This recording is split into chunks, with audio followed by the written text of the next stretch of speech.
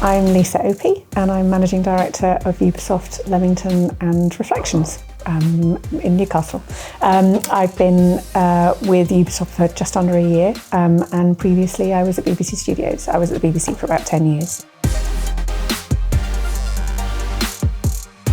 Last year's Develop was in October and I'd just begun, but I didn't come. And I was really intrigued. I wanted to know who'd been and what had happened because it sounded so interesting and so much a part of the sort of culture of the industry. Everybody talks about it. But I guess, you know, as a first-time person, I've been really impressed by the breadth of sessions and the enormous amount of choice about and the topics that are covered.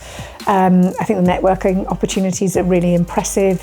I think the fact that it's sort of skills focused, my first perception of the audience is that actually it's quite broad. So there are people who are as likely to be students or come from universities and education as people who are practicing and working within the sector, and they're as likely to work in big studios as small studios. And I think that sort of really broad, diverse appeal is part of Develop's success.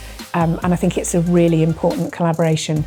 I think some of the challenges that we face as an industry will be cracked together. I think all of us need to rise to some of the challenges that we face. So an event that brings people together, that fleshes out what those are, places where we can learn from each other, where we share generously, because it's a very generous sector, I'd say. Best practice, I think, is a really brilliant thing to be able to do.